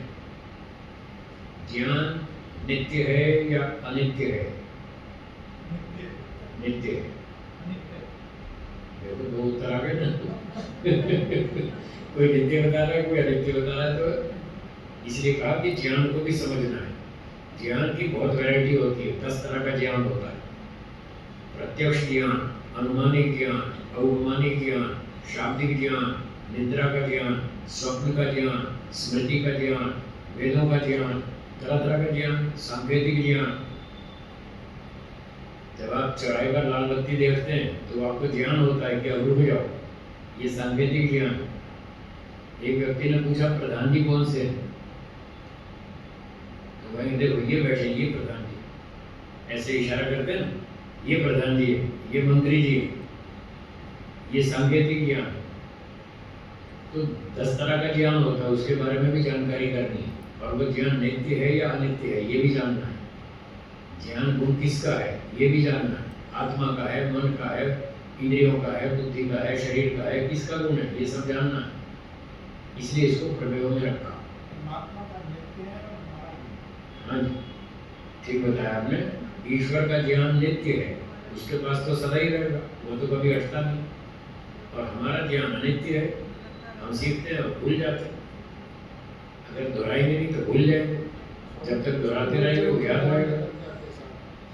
पूर्व जन्म का ज्ञान साथ में है। पूर्व जन्म का ज्ञान साथ में नहीं आता। ज्ञान नहीं आता, संस्कार आते हैं। ज्ञान अलग चीज है, संस्कार अलग चीज है। ये सब बातें यहाँ सीखेंगे। हाँ जी, तो ये हो गया बुद्धि उपलब्धि ज्ञानम इति अनर्थांतरा। अगला सूत्र देखिए, बोलिए। युगपत ज्ञान अनुत्पत्ति मनसो लिंगम। अब मन का लक्षण बताएंगे। अगला प्रमेय है मन, मन के बारे में बताएंगे। युगपत का मतलब एक साथ, ज्ञान अनुत्पत्ति, युगपत ज्ञान अनुत्पत्ति, एक साथ अनेक ज्ञान उत्पन्न न करना। एक समय में 2, 3, 4 ज्ञान इकट्ठे उत्पन्न न करना, अर्थात एक समय में एक ही ज्ञान को उत्पन्न करना। ये मनसोलिंगम, ये मन का लक्षण है। पहले बताया था आत्मनोलिंगम, वो आत्मा के लिंग थे, ये मन का लिंग है। एक समय में एक ही ज्ञान उत्पन्न करेगा। एक मोटा उदाहरण देता हूँ, आपको स्पष्ट हो जाएगा। जब हम किसी इंद्रिय का प्रयोग करते हैं तो उसमें मन का सहयोग लेना आवश्यक होता है। आत्मा मन के साथ, मन इंद्रिय के साथ और इंद्रिय अपने विषय के साथ, 4 चीजों का कनेक्शन होता है, तब काम होता है। अगर आप देखना चाहते हैं घड़ी को, तो आत्मा मन के साथ होगा और वो मन में इच्छा करेगा मुझे घड़ी देखनी है। फिर मन आंख इंद्रिय को धक्का मारेगा, चलो घड़ी की तरफ देखो। फिर आंख इंद्रिय घड़ी की तरफ जाएगी, वहाँ कनेक्ट होगी। तो आत्मा मन के साथ, मन इंद्रिय के साथ, इंद्रिय विषय के साथ, 4 चीजों का कनेक्शन होगा, तब जाके ज्ञान होगा। तो अब जब मन आंख इंद्रिय से जुड़ेगा तो बाकी इंद्रियों से कनेक्शन कट जाएगा। इंद्रिय तो 10 है, 5 ज्ञानेंद्रिय, 5 कर्मेंद्रिय, और मन बेचारा अकेला, वो बारी बारी से 10 इंद्रियों के साथ जुड़ता है। जिसके साथ जुड़ेगा उसकी जानकारी कर लेगा, जिसके साथ कट गया उसकी जानकारी नहीं होगी। ये मन की कार्यशैली है, मन के कार्य करने की पद्धति है। तो यहाँ कह रहे हैं मन क्योंकि ज्ञानेंद्रियों के साथ जुड़ता है तो ज्ञान उत्पत्ति करता है। आँख के साथ जुड़ेगा तो रूप का ज्ञान करेगा, कान के साथ जुड़ेगा तो शब्द का ज्ञान कराएगा आत्मा को, नासिका के साथ जुड़ेगा तो गंध का ज्ञान कराएगा, त्वचा के साथ जुड़ेगा तो स्पर्श का ज्ञान कराएगा। इस तरह से मन एक समय में एक इंद्रिय के साथ जुड़ेगा, बाकी इंद्रियों से कनेक्शन कट जाएगा मन का। इसलिए कह रहे हैं एक समय में एक ही ज्ञान होता है। अब एक उदाहरण बताता हूँ जिससे आपको ये बात और स्पष्ट होगी। चलिए 1 मिनट के लिए श्री सुरेश जी भी बोलेंगे और मैं भी बोलूँगा, दोनों एक साथ बोलेंगे। तो आप मेरी बात समझ लेंगे मैं क्या बोल रहा हूँ। आपकी बात नहीं कर रहा, मैं सुरेश जी की बात कर रहा हूँ। हम 2 व्यक्ति, चलो आपसे बात कर लेते हैं। ये भी सुरेश सेठी जी, मैं जानता हूँ। चलो आप भी बोलिए, मैं भी बोलूँगा। क्या आप बोल भी पाएंगे और सुन भी पाएंगे? 2 काम एक साथ कर लेंगे? नहीं कर पाएंगे, नहीं कर पाएंगे। जब आप सुनिए मेरी बात पूरी सुनिए। जब आप सुनने की बात सोचेंगे ना, चलो मैं सुनूं ये क्या कह रहा है, तो बोलना बंद हो जाएगा, मन वाणी से कट जाएगा। जब मन वाणी को कट जाएगा, सहयोग नहीं देगा, तो वाणी बोलना बंद कर देगी। मन के सहयोग के बिना वाणी काम नहीं करेगी। और जब आप बोलने के लिए मन को वाणी से जोड़ेंगे तो कान से कनेक्शन कट जाएगा, आप सुन नहीं पाएंगे मैं क्या बोल रहा हूँ। लेकिन ये प्रोसेस जो होता है इतनी देर में लगती है पता नहीं। पता ये नहीं ठीक चलता है। ये ठीक बात। शीघ्र कितना जल्दी जल्दी होता है। बहुत तेजी से कनेक्शन जुड़ता है और कटता है, तो हमें भ्रांति होती है कि 2 3 4 काम इकट्ठे हो रहे हैं, एक साथ हो रहे हैं, वो भ्रांति है। ये सूत्रकार जो बताते हैं परमात्मा की बात बताते हैं, अपने घर की नहीं बताते, इसलिए मैंने पहले इसकी व्याख्या की थी। ऋषि लोग शब्द प्रमाण, उनका वचन शब्द प्रमाण, और वो ऋषि लोग ईश्वर से पूछ के बोलते हैं, ऐसे नहीं बोलते। ऋषियों की बात को इतना हल्का नहीं समझना चाहिए। आप और हम कम जानते हैं, ऋषि लोग उनसे बहुत ऊपर जानते हैं, बहुत अधिक जानते हैं, उनकी बात सच्ची होती है। हमको अगर कोई बात समझ में नहीं आ रही तो ये मानना चाहिए हमारे समझने में कमी है, उसको 10 बार पढ़िए, बार बार चिंतन कीजिए, धीरे धीरे वो बात समझ में आएगी।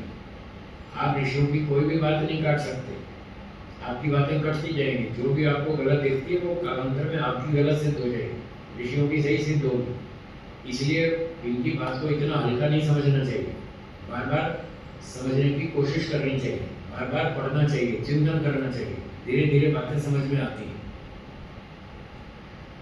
और जहाँ समझ में नहीं आए तो वहाँ फिर किसी अच्छे अध्यापक से पूछना चाहिए, फिर वो अध्यापक उसकी व्याख्या करके बताएगा कि ऋषि लोग क्या कह रहे हैं और आपके समझने में कहाँ गलती हो रही है।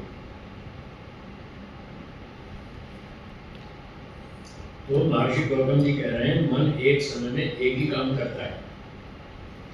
जब मैं बोलूंगा तो मैं सुन नहीं पाऊंगा आप क्या बोल रहे हैं। यदि मैं आपकी बात सुनने लग गया तो बोल नहीं पाऊंगा, फिर मेरा ध्यान सुनने में चला जाएगा, बोल नहीं पाऊंगा, बोलना मेरा बंद हो जाएगा।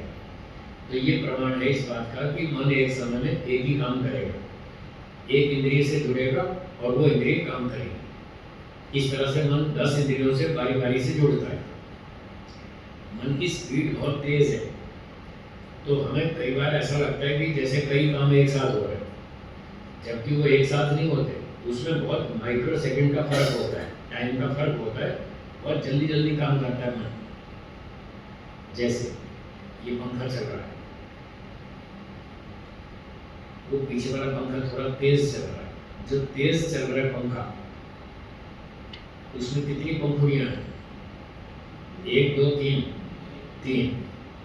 वो जो तेज चल रहा है उसकी पहली पंखुड़ी गई, फिर दूसरी गई, फिर तीसरी, तीनों ऐसे चल रही क्रम से। क्या आप उसका क्रम पकड़ पाएंगे कि पहली कब गई और दूसरी कब गई? नहीं पकड़ पाएंगे। क्या वो क्रम से नहीं चल रही? पंखुड़ियां क्रम से चल रही हैं, पर आप पकड़ नहीं सकते कि पहली कब गई और दूसरी कब गई। क्यों? उसकी गति तेज है, ये कारण। क्रम है,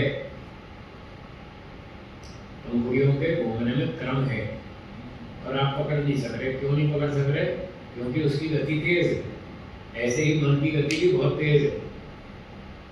दूरम गमम ज्योतिषाम ज्योति, दूर दूर जाता है, बहुत तेज भागता है। जविष्ठम, बहुत तेज चलता है, वेदों में लिखा है मन बहुत तेज चलता है। तो कब कान के साथ जुड़ गया, कब आँख के साथ जुड़ गया, कब पाँव के साथ जुड़ गया, पता ही नहीं चलता। इतनी तेज गति है, हम पकड़ नहीं पाते। लेकिन काम सारा क्रम से होता है। जैसे पंखे की पंखुड़ियां क्रम से चल रही हैं, हम पकड़ नहीं पा रहे, ऐसे ही मन भी बहुत तेजी से चल रहा है, हम पकड़ नहीं पाते। और तब हमें ये भ्रांति हो जाती है कि सारे काम तो एक साथ हो रहे हैं। वो वास्तव में एक साथ नहीं होते, बारी बारी से होते हैं। ये सूत्र इस बात का प्रमाण है कि मन एक समय में एक ही काम करेगा, दो नहीं करेगा। आपने डांसर को देखा हो, जो लोग डांस करते हैं, भरतनाट्यम आदि आदि, कथकली, भरतनाट्यम, वो ऐसे ऐसे हाथ भी हिलाते, गर्दन भी हिलाते, कमर भी हिलाते, तबले की ताल भी सुनते, गीत भी सुनते, सारंगी भी सुनते, और पाँव भी चलाते, ये भी चलाते। आपको लगता है सारे काम एक साथ हो रहे हैं? एक साथ नहीं हो रहे, ये हो रहे हैं बारी बारी से, पर मन की गति बहुत तेज है, हमें पता नहीं चलता कब वो कहाँ जुड़ गया और कैसे सारा काम हो गया। लंबे समय तक व्यक्ति इस चीज का अभ्यास करता है, तब जाके ये काम होता है। चलिए, ये बात हो गई, मन एक समय में एक काम करता है, ये मन की परिभाषा हो गई। अब आगे देखिए, प्रवृत्ति। अगला प्रमेय है प्रवृत्ति। एक बार 12 कर्मयों के नाम दोहरा लें। बोलिए। आत्म, शरीर, इंद्रिय, अर्थ, बुद्धि, मन, प्रवृत्ति, दोष, प्रतिभाव, फल, दुख, अपवर्ग। तो मन तक की चर्चा हो गई। अब अगला प्रमेय है प्रवृत्ति। सूत्र 17वां। बोलिए। प्रवृत्तिर वाक्, बुद्धि, शरीर, आरंभ। प्रवृत्ति की परिभाषा है वाक्, बुद्धि, शरीर, आरंभ। प्रवृत्ति का अर्थ है कर्म। हाँ जी, क्या अर्थ है? कर्म। जो हम कर्म करते हैं सारा दिन, उस कर्म की परिभाषा बता रहा है। प्रवृत्ति का अर्थ है कर्म। वो 3 साधनों से हम करते हैं, मन, वाणी और शरीर से। आर्यदेश रत्नमाला में लिखा है। तो वो इसी सूत्र के आधार पर लिखा है कि जीवात्मा मन, वाणी और शरीर से जो चेष्टा विशेष करता है उसको कर्म कहते हैं। तो यहाँ पर 3 शब्द हैं। देखिए, प्रवृत्ति के बाद वाक्, वाणी। वाक् मतलब वाणी। ओम वाक् वाक् आप बोलते हैं संध्या में। फिर वाक् के बाद क्या है? बुद्धि। अब देखिए, बुद्धि का अर्थ है मन। अभी मैंने कहा था ना, एक शब्द के अनेक अर्थ होते। अभी 15वें सूत्र में बुद्धि उपलब्धि ज्ञान, वहाँ बुद्धि का अर्थ था ज्ञान, और यहाँ 17वें सूत्र में बुद्धि का अर्थ है मन। बदल गया ना? तो प्रसंगानुसार अर्थ बदलता रहता है। तो यहाँ पर बुद्धि का अर्थ क्या करेंगे? मन। वाक्, वाणी, बुद्धि, मन। और शरीर वो लिखा है, स्पष्ट है, सरल है, ये शरीर। आरंभ का अर्थ है चेष्टा, क्रिया।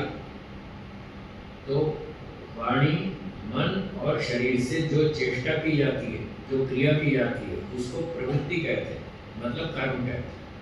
तो मतलब साफ हो गया कि मन, वाणी, शरीर से जो हम चेष्टाएं करते हैं वो कर्म है। तो कर्मों के बारे में जानना है। ऋषियों ने बताया कुछ अच्छे कर्म है, कुछ बुरे कर्म है, कुछ शरीर के कर्म है, कुछ वाणी के कर्म है, कुछ मन के कर्म है। ये सब बातें हमको समझनी है। आज के लोग ऐसे ही भांग के नशे में चल रहे हैं। मैं देखता हूँ लोगों को कैसे काम कर रहे हैं, ऐसे लगता है जैसे भांग पी के चल रहे हैं। होश ही नहीं, क्या कर रहे हैं, क्या बोल रहे हैं, क्या सोच रहे हैं, कुछ नहीं। बस जो मन में आए सो करे जाओ। हम ही दुनिया के मालिक हैं, हम जो मन में आए सो करेंगे। तुम कौन होते हो हमें टोकने वाले? तुम कौन होते हो हमें रोकने वाले? ऐसे भांग के नशे में चल रहे लोग। भाई आप सड़क पे चल रहे हैं, ट्रेन में जा रहे हैं, बाजार में चल रहे हैं, कुछ कानून है, कुछ नियम है। आधे अधूरे, टेढ़े मेढ़े, फटे टूटे कपड़े पहन के चल रहे हैं, ये कोई तमीज है? और उनको बोलो भाई ठीक से कपड़े पहनो। बोले तुम कौन होते बोलने वाले? हमारी मर्जी, हम जो मर्जी पहने। ये उत्तर है। ऐसे लोगों को देखकर फिर मैं बोलता हूँ ये भांग के नशे में चल रहे हैं। इनको पता ही नहीं है भाई समाज के कुछ नियम होते हैं। आप अपने घर में जो मर्जी पहनो, अपने बेडरूम में आप जो मर्जी पहनो, कोई वहाँ देखता नहीं। अगर सड़क पे आए तो वहाँ तो 4 लोग देख रहे हैं ना, फिर उसका प्रभाव पड़ेगा। आप जो पहनेंगे उसका प्रभाव पड़ेगा। एक बात कह दूं, बुरा तो नहीं मानेंगे, है नहीं? कह दूं, आजकल बेटियां पैंट पहनती हैं, जीन्स पहनती हैं, टी शर्ट, जीन्स और पैंट और पता नहीं क्या क्या ऐसे पुरुषों वाले कपड़े पहनती हैं। हाँ या ना? पहनती है ना? तो एक बेटी को मैंने कह दिया, बेटा आप ऐसे कपड़े क्यों पहनते हो? आप सलवार सूट क्यों नहीं पहनते? स्त्रियों हो तो स्त्रियों वाले कपड़े पहनने चाहिए। वो अकड़ गए मेरे साथ, क्यों? हमारी मर्जी है, हम जो मर्जी पहनते हैं। मैंने कहा ठीक है, तुम्हारी मर्जी है, तुम जो भी करो। कल ये कॉलेज के लड़के साड़ियाँ पहन के जाएंगे कॉलेज में, तब चिल्लाना नहीं। कल लड़के साड़ियाँ पहन के कॉलेज जाएंगे तब आप चिल्लाओगे या नहीं? बोलिए, चिल्लाएंगे ना? ये साड़ी बंद करो, ये पुरुषों की पोशाक नहीं है। तो जब साड़ी पुरुषों की नहीं है तो पैंट कौन सी स्त्रियों की? पुरुषों के पास 2 ही तो कपड़े, एक पैंट और एक पजामा। वो भी आप पहनोगे तो ये क्या पहनेंगे? कुछ तो इनके लिए छोड़ दो। आपकी तो 50-40 तरह की ड्रेस है।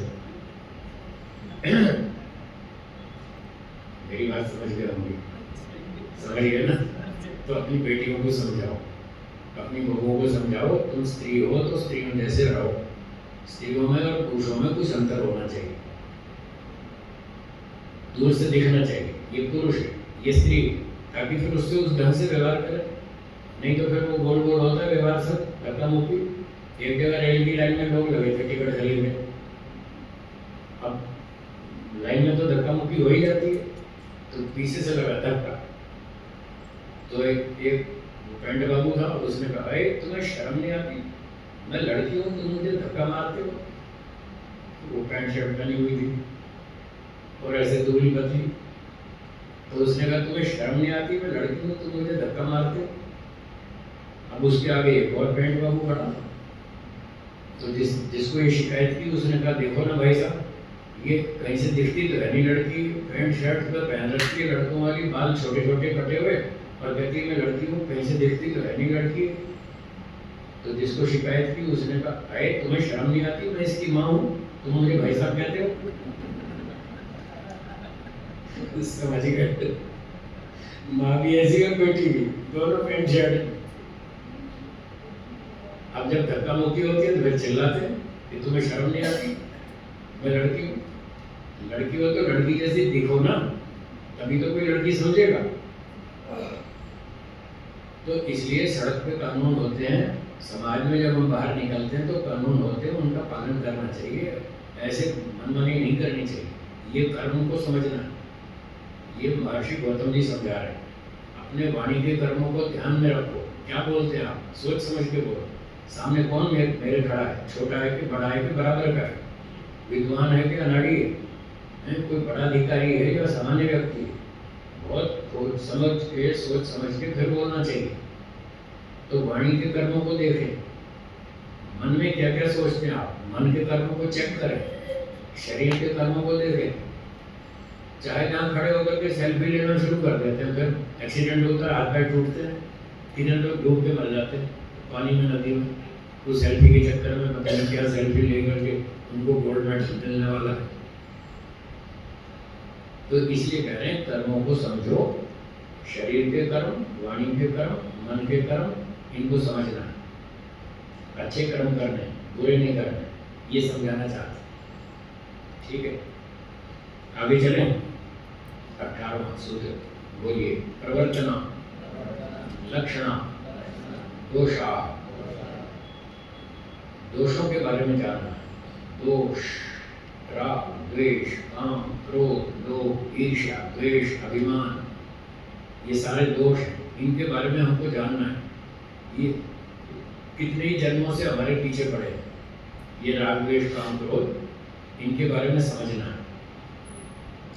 तो ये कह रहे हैं प्रवर्तना लक्षणा दोषा। दोष वो हैं जो हमको कर्म करने में प्रेरित करते हैं, जिनसे प्रेरित होकर हम कर्म करते हैं। राग से प्रेरित होकर कर्म करते हैं। एक व्यक्ति व्यापार करता है, बिजनेस चलाता है, क्यों? धन कमाने के लिए। धन क्यों कमा रहा है? उसको अपने बच्चे से राग है, उसका पालन करना है, इसलिए वो धन कमाने की क्रिया करता है।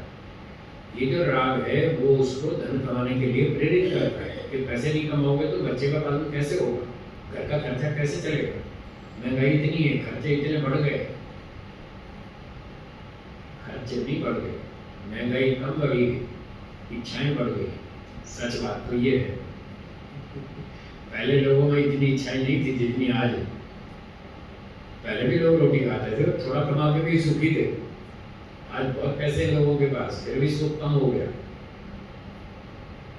सड़कें बढ़ गई, बिजली बढ़ गई, कारें बढ़ गई, सामान बढ़ गया, बंगले बढ़ गए, सब चीज बढ़ गई, ट्रेनें बढ़ गई, हवाई जहाज बढ़ गए, सब कुछ बढ़ गए, फिर भी सुख नहीं बढ़ा, सुख तो कम हो गया।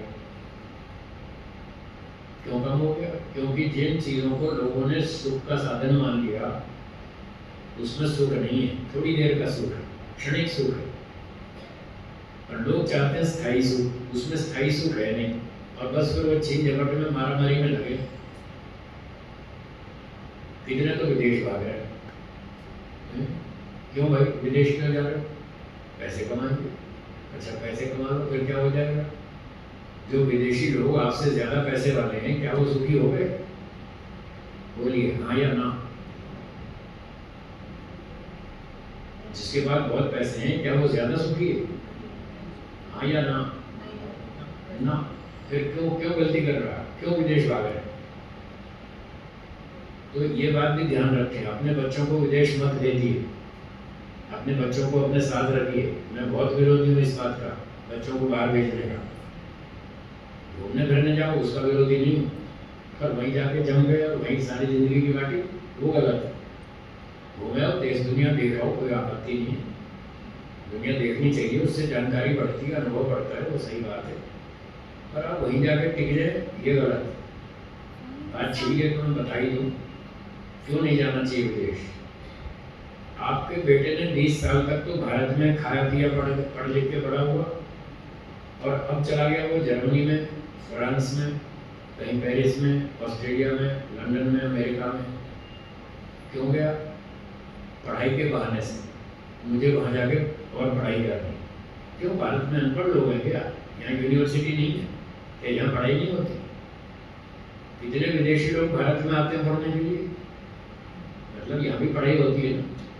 आप दिल्ली यूनिवर्सिटी में जाकर देखो कितने सारे विदेशी विद्यार्थी यहाँ पढ़ रहे हैं दिल्ली में। तो ये तो बहाना है यहाँ से भागने का, भारत से बाहर भागने का ये बहाना है कि मुझे पढ़ने जाना है। और 3-4 साल वहाँ टिक गया, पढ़ गया, तो फिर उसको आदत पड़ जाती है वहाँ की, फिर वो भारत में नहीं आएगा वापस, फिर तो वहीं टिकेगा। तो ये गलती मत कीजिए। 20 साल तक आपका बेटा भारत में पला बड़ा हुआ, 20 साल तक भारत की जनता ने उसको रोटियां खिलाई। भारत के किसानों का 20 साल का कर्जा है आपके बेटे पर, मजदूरों का कर्जा है, जिन्होंने आपके बेटे के लिए सड़क बनाई, बिजली बनाई, रेलगाड़ी बनाई, दुनिया भर के साधन दिए आपको, वो उनकी सेवा लेता रहा 20 साल तक। अब जवान हो गया, वो सेवा चुकाने का अवसर आया तो भाग गया विदेश में। वो 20 साल का कर्जा लेके जा रहा है, उसको चुकाना पड़ेगा और वापस वो आने वाला नहीं, वो तो वहीं टिक जाएगा 2-4 साल के बाद। 5 साल में उसको ग्रीन कार्ड मिल जाएगा, फिर वो वहीं का सिटीजन हो जाएगा। फिर यहाँ कौन आता है? फिर वो शादी भी करेगा, चाहे भारत की लड़की ले जाए कोई बात नहीं, लड़की ले गया, शादी कर ली, अब वो सारी जिंदगी वहीं रहेगा। क्या करेगा? पैसे कमाएगा, खाएगा पिएगा और उल्टे सीधे काम करेगा, और क्या करेगा? क्या बहुत पैसे कमा के वो आध्यात्मिक बन जाएगा? क्या वो वेदों की रक्षा करेगा? क्या वो धार्मिक बन जाएगा? क्या वो मोक्ष प्राप्ति कर लेगा विदेश जाकर? नहीं करेगा, भोगी विलासी बनेगा और कुछ नहीं करेगा। रोटी सिर्फ जिंदा रहने के लिए चाहिए, पैसे सिर्फ जीवित रहने के लिए चाहिए। इतने पैसे भारत में मिलते हैं, भारत में 130-140 करोड़ लोग रहते हैं, वो भी तो रोटी खा रहे हैं, वो भी भूखे थोड़ी मर रहे हैं। और तो भारत में भी खूब अच्छे पैकेज मिलते हैं, 55 लाख के, 60 लाख के, 80 लाख के, 1 करोड़ के साल भर के पैकेज यहाँ भी मिलते हैं। तो 20 साल तो भारत की जनता का कर्जा है उसके ऊपर, वो लेके चला गया, वो नहीं चुकाएगा। और 20 साल माता पिता ने उसकी सेवा की, वो कर्जा है, माता पिता की सेवा का कर्जा है बच्चे के ऊपर। और 1-2 करोड़ का खर्चा भी कर दिया अब तक 20 साल में बच्चे पर, वो भी खर्चा है 2-3 करोड़ का जो खर्चा किया पढ़ाई लिखाई में और खाने पीने में। इतना कर्जा लेकर वो विदेश जा रहा है, अब वो वापस आएगा नहीं, तो इतना कर्जा कब चुकाएगा? कर्जा लेके जाएगा और अगले जन्म में उसको बैल बन के चुकाना पड़ेगा। बताओ क्या फायदा हुआ, क्या लाभ क्या हुआ? इस सारा कर्जा लेके अगले जन्म में फिर उसको चुकाना पड़ेगा, ईश्वर नहीं छोड़ने वाला। और अगली बात सुनिए, जो बेटा आपका विदेश गया और फिर बहू भी गई साथ में, उनके जो बच्चे होंगे वो भारतीय होंगे या विदेशी? तो आपने तो नस्ल ही खो दी, बेटा भी खो दिया, बहू भी खो दी और बच्चे भी खो दिए, और खर्चा ऊपर से किया। आपने क्या कमाया? गृहस्थी लोगों ने क्या कमाया? सारा खो दिया, बेटा भी खोया, बहू भी खोई, बच्चे भी खोए, पोते भी खोए, सब खोए, कुछ नहीं कमाया। इसलिए वैसी गलती मत करो, बच्चों को विदेश मत भेजिए। अगर कोई जाए पढ़ने के बहाने से तो यहाँ कॉन्ट्रैक्ट पेपर साइन करके जाए, मैं 4 साल के लिए पढ़ने जा रहा हूँ, फिर वापस भारत में आऊँगा, यहीं रहूँगा, माता पिता की सेवा करूँगा। इस शर्त पे साइन करवा के भेजो, अगर भेजना है तो, नहीं तो मत भेजो। ये बहानेबाजी है भागने की। फिर बाद में बुढ़ापे में आप यहाँ दुखी होंगे और वो वहाँ दुखी होंगे। जब उनके बच्चे होते हैं तो फिर अब बच्चे छोटे हुए तो उनकी पालन कौन करेगा? फिर वो अपने पेरेंट्स को बुलाएंगे जर्मनी में, आओ जी, ऑस्ट्रेलिया, कनाडा, फलाना, हमारे बच्चे हैं, इनको पालो, हम जा रहे हैं ऑफिस में पैसे कमाने। आपको फिर यूज करेंगे अपने बच्चे पालने के लिए, फिर आपको भारत से बुलाएंगे कि हमारे बच्चों की सेवा करो, आपके पोते हैं। अब वहाँ जाके उनको वहाँ की कल्चर समझ नहीं आती। आप लोगों को जो बड़े सीनियर हैं भारतीय लोग, जिन्होंने 40, 50, 60 साल भारत में बिताए, वो भारतीय कल्चर वाले हैं। वो विदेश में जाकर के वहाँ टिक नहीं पाते। मेरे साथ तो रोज ये घटना हो रही है, रोज लोग मुझे बताते हैं अपनी समस्याएं। अभी एक डॉक्टर साहब दिल्ली के चले गए वहाँ कनाडा में, उनके 2 बेटे वहाँ पढ़ रहे, एक पैसे कमा रहा है, एक पढ़ रहा है। अब वो यहाँ माता पिता बेचारे अकेले, वो चले गए कनाडा, 2 महीने में बोर होकर वापस आ गए। बोले हम सारा दिन दीवार का मुंह देखते रहते हैं, कोई बात ही नहीं करता। एक बेटा पैसे कमाने जाता है, दूसरा पढ़ने जाता है, तो हम किससे बात करें? पड़ोस पड़ोस तो वहाँ चलता नहीं जैसा आपके यहाँ चलता है।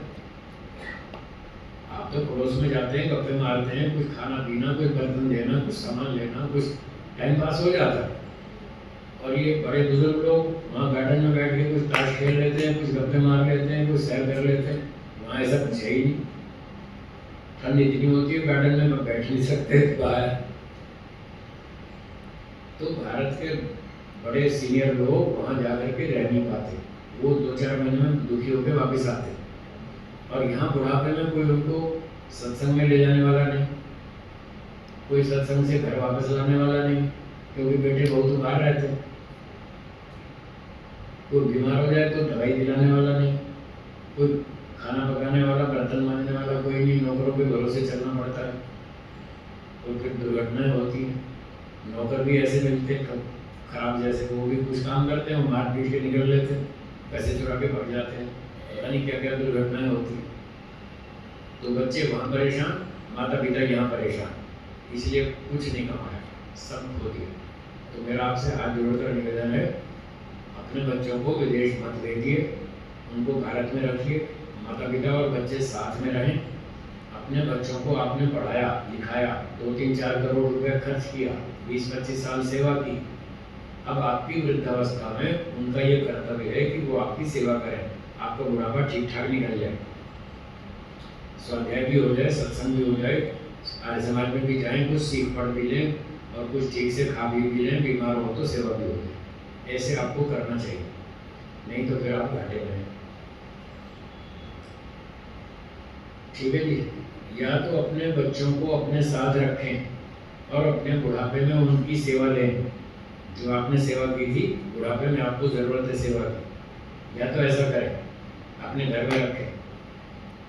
और अगर बाहर भेजना है तो फिर ब्रह्मचारी बनाओ, सन्यासी बनाओ, या तो देश की सेवा करें, या तो माता पिता की सेवा करें या देश की सेवा करें। कोई एक सेवा तो करनी चाहिए, नहीं तो ये सारा कर्जा लेके मरेंगे, अगले जन्म में बैल, घोड़ा, हाथी, बंदर, बैल बन के चुकाना पड़ेगा। ठीक है, मेरी बात समझ में आई? सोचिएगा, इस पर विचार कीजिएगा। समय समाप्त हुआ, यहाँ विराम देते हैं, बाकी चर्चा कल करेंगे। एक बार ओम का उच्चारण करेंगे। ओम